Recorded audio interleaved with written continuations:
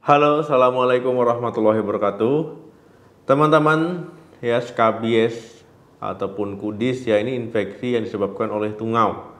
Ya biasanya dia menyerang kelompok. Ya maksudnya menyerang banyak orang. Biasanya nggak cuma satu. Ya misalkan di pesantren ataupun di asrama ataupun misalkan di salah satu keluarga terkena ya bisa mengenai yang lain ataupun di satu daerah yang padat penduduk. Nah itu biasanya kemana-mana dia. Nah dalam mengobati kudis, skabies ataupun kudikan, nah ini bisa dengan bahan alami, ya bisa juga dengan medis ya. Nah tetapi tidak ada salahnya teman-teman mencoba pengobatan kudis ataupun skabies dengan bahan alami di rumah. Nah pada video kali ini kita akan membahas cara mengobati skabies ataupun kudis ataupun gudikan dengan bahan alami. Jadi ada beberapa cara yang bisa teman-teman lakukan dan coba di rumah. Yang pertama air panas. Nah air panas ini bukan air panasnya disiram ke tangan ya ataupun ke kaki ataupun ke daerah yang terinfeksi tungau ataupun yang ada tungaunya. Nah kalau gitu kalau disiram air panas ya bukan tungaunya saja yang bermasalah ya, kulit bisa jadi luka bakar ya, bisa menimbulkan masalah baru ya malah nanti jadi luka bakar. Nah air panas ini fungsinya untuk membunuh tungau yang tertinggal ya di pakaian, di tempat tidur, di selimut, ya di spray ataupun di bahan-bahan kain lainnya. Nah jadi dengan cara direbus ya direbus ataupun direndam dengan air panas. Nah ini nanti tungaunya, telur-telur tungaunya juga yang tertinggal di spray, di selimut, pakaian dan lain-lain.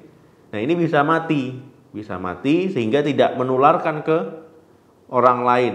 Ataupun ketika teman-teman sudah diobati, ya yang di badan sudah hilang, ya tungau yang tertinggal tadi tidak menginfeksi lagi. Nah itulah gunanya. Jadi memang harus ya. Nah ini dilakukan kalau dalam satu rumah 4 orang, tiba-tiba yang terinfeksi 1 orang. Nah ini semua pakaian 4-4-nya ini juga dicuci ataupun direndam dengan air panas. Nah ini harus ya. Kemudian nanti dikeringkan di sinar matahari. Setelah itu baru nanti disetrika. Nah jadi harapannya tungau yang tertinggal dan tungau yang di badan tentu diobati itu juga hilang, yang tertinggal juga hilang. Yang kedua, lidah buaya. Nah, teman-teman bisa mencoba mengolesi lidah buaya ke daerah yang terkena tungau tadi ya, skabies, kudis ataupun kudikan tadi. Nah, ini diolesi di bagian yang terinfeksi. Nah, ini akan mengurangi peradangan ya, kemerahan, kemudian juga rasa gatal di kulit akibat tungau tadi. Nah, ini bahan alami ini bisa teman-teman coba. Yang kedua, tree tea oil ataupun minyak teh. Nah, ini minyak esensial ya. Nah, ini digunakan juga bisa untuk mengobati skabies. Nah, ini dia ada efek anti radangnya. Jadi dia mengurangi peradangan pada bagian yang terinfeksi, kemudian membantu menyembuhkan luka akibat infeksi, ya. Kemudian dia juga bisa melawan bakteri. Nah, jadi memang tree tea oil ini merupakan bahan alami yang bisa teman-teman gunakan dalam mengobati skabies ataupun kudis. Yang keempat, daun mimba. Nah, teman-teman, daun mimba juga berkhasiat dalam mengobati masalah kulit skabies ini. Ya, ada efek antiinflamasi, jadi mengurangi peradangan ya. Jadi supaya kulitnya tidak meradang. Kemudian juga sebagai antibakteri ya, membunuh bakteri. Nah, kemudian juga menghilangkan rasa gatal pada bagian yang terinfeksi dan juga menghilangkan rasa nyeri. Nah, teman-teman yang menggunakan ekstrak daun mimba ini ya bisa diolesi langsung atau mau dicampur dengan sabun gitu ya boleh juga. Yang kelima, kunyit. Nah, teman-teman ya selain menggunakan bahan-bahan alami tadi, teman-teman juga bisa menggunakan kunyit. Nah, menggunakan kunyit bukan dilumuri ya, tapi mengkonsumsi ekstrak kunyitnya. Nah, ini dia ada anti peradangan, ya, antibakteri juga, anti jamur. Nah, jadi teman-teman bisa mengkombinasikan dengan bahan alami lain tadi dan juga menggunakan kunyit ini. Yang keenam, minyak cengkeh. Teman-teman ya, minyak cengkeh ini ada sifat insektisidal ya, kemudian antimikroba, anti jamur juga, kemudian antioksidan. Nah, jadi dia bisa melakukan penyembuhan, dalam arti membantu penyembuhan ketika teman-teman terkena skabies ataupun kudis. Nah, jadi dia bisa mengatasi masalah kudis, skabies ataupun gudikan yang teman-teman alami.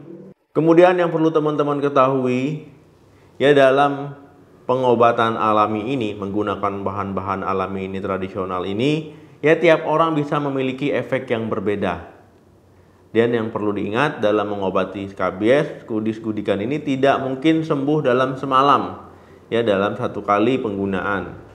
Nah, tetapi saya sarankan menggunakannya itu 3 sampai dengan 4 hari saja. Ya, ketika teman-teman sudah menggunakan bahan-bahan alami tersebut, tetapi skabiesnya tambah banyak, ya kudisnya tambah banyak, ya sebaiknya teman-teman berkonsultasi ke dokter. Ya, berarti teman-teman bisa mendapatkan penanganan secara medis.